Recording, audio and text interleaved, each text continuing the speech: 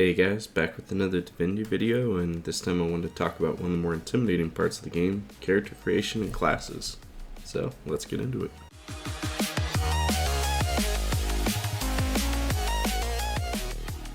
So as you start a single player game, you'll get an option to pick either Explorer mode, which is easy, Classic mode, which is medium, Tactician mode is hard, and then Story mode is like an extra easy.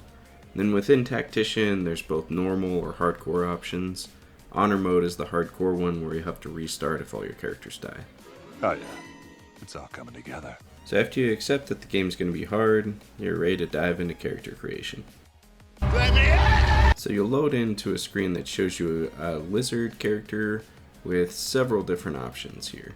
I'm a snake. The origin tags are mainly roleplay choices, the appearance and instruments are entirely cosmetic, and so for this video we'll focus primarily on the build, presets, and talents. Finally!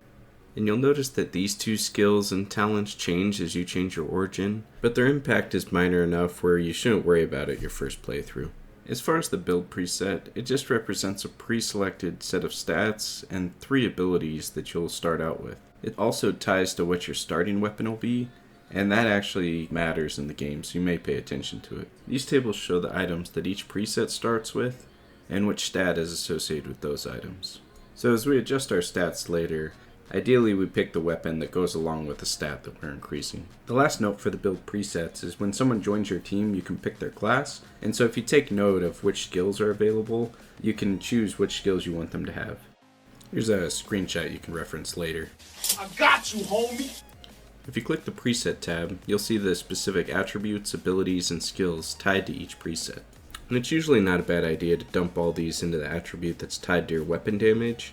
Sometimes the presets have these spread in a weird way, and this way you'll have them all in a useful stat.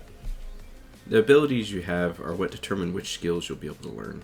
Avoid the weapon abilities because putting points here will severely limit the amount of skills you'll have access to. Bruh. By moving these points over to Warfare and Scoundrel, I'll now have access to Warfare and Scoundrel skills. Keep in mind that some of these require specific weapons, so Backlash requires a dagger, Shield throw a shield, Battle Stomp a melee weapon, and so on. As a quick note on the civil abilities, Thievery is almost required, so if it's your first playthrough, just pick it up. And now that we have our perfect customized build, it's time to move on to talents. Wow, that's a lot of words. You'll notice that there's a lot of options, and in the interest of keeping this video short and getting you into the game, here's a list of some recommended ones. Too bad I'm not reading them. Lone Wolf and Glass Cannon are worth mentioning as they're very powerful, but for your first playthrough I wouldn't worry about them. And with that, you're ready to jump into the game. Good job! And at the beginning of Act 2, you'll get access to infinite respecs, so don't worry if you're not liking your build, you can always change it for free. And that wraps up this video, guys, so thanks for watching, feel free to like and subscribe, and have fun.